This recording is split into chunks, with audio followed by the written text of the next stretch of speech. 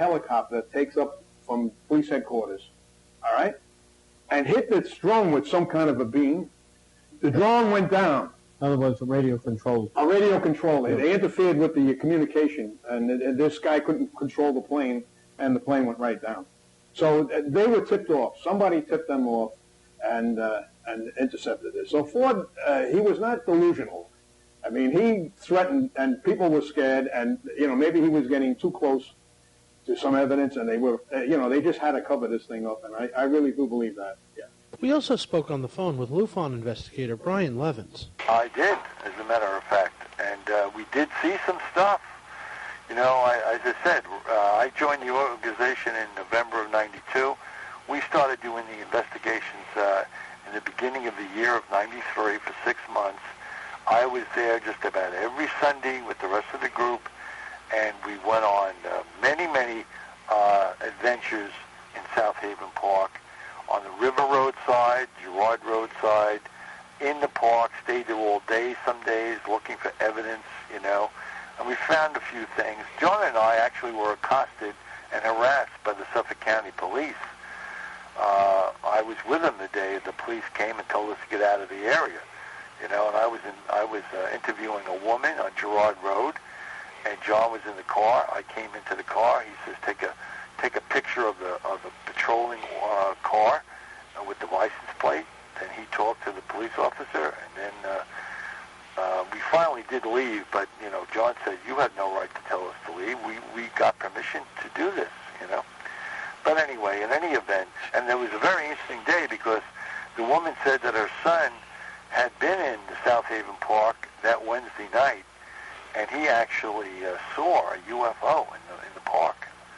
But we never got to talk to the son because we had to get out of there, But that was one of those vexing parts of the investigation, The person who allegedly saw the UFO that crashed into South Haven Park, and he's a first-hand witness at South Haven.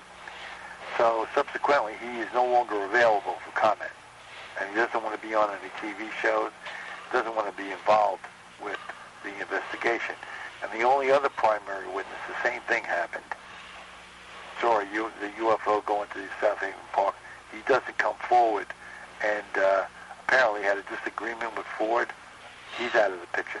So all we're left with is second-hand witnesses to an event. Something happened. It's an event. What happened? We don't know. And I don't think we'll ever know. Here's the thing. Whether it's fake or not, it's I think is immaterial, because we had another copy of that film which was never shown in public, that showed it from a different view, that actually showed the road with a double yellow line and a blinking amber light down the road. And this is the film that my friend and I were questioning. How could this be Brookhaven National Laboratory? Because there is no road like that in Brookhaven, according to my friend, who's been all over the place, you see. So that's what we were questioning him, because he never showed that film in public. And yet he's saying, based on the other film, that this was Brookhaven National Laboratories where this was taking place, you see. So that was a big question mark as to, well, if these films are real, where are they being shot and how can we prove it? Rather than simply taking the word of a man like Joe Sapato, who was the person who was the Deep Throat that was feeding John all of this information, because he was some kind of a subcontractor that just happened to get a hold of this information, It all sounded too Hollywoodish to me. First of all, you have to understand some of the dynamics of what Ford was doing. He was investigating, and part of the investigation was the local dump. They called it Fort Trashmore, Mount Trashmore, somewhere around Bellport area there, Now, it's my understanding, and I don't know this man, and I know subsequently he did get charged, and I think he's even went to jail for being a criminal, John Powell. John Powell apparently was doing something that had to do with illegal dumping, right? And because John Ford was politically oriented, Powell's got the feeling that John Ford may have found out part of what John Powers was into, which had to do with illegal dumping, and he was probably getting money on the side because of that. And he was definitely afraid that Ford might have had something on him. So I get the feeling that Powell's, using the powers that be, would try to get Ford out of the picture somehow. Right now, after I had left the organization, two people who had both criminal records tried to join Lufon, and John Ford's assistant, Steve Iverone, said, you know, these guys have criminal records because they did a criminal check on them. And he advised Ford not to bring these two guys in. And I forget their names, but John Ford did not listen to Steve Iverone, brought them in, and I get the feeling that one of these two guys helped to instigate some of the things that John Ford may have said, you see, and framed him. I think he was framed, and it was a bogus situation, believe me, because, you know, when you talk about assassinations, you don't talk about using toothpaste that may take effect after 20 years. I mean, come on. That's the most ridiculous thing I ever heard of. We figured what better way to get information than from the horse's mouth itself. We got this phone call through to the Mid-Hudson Forensic Psychiatric Center and spoke to John Ford.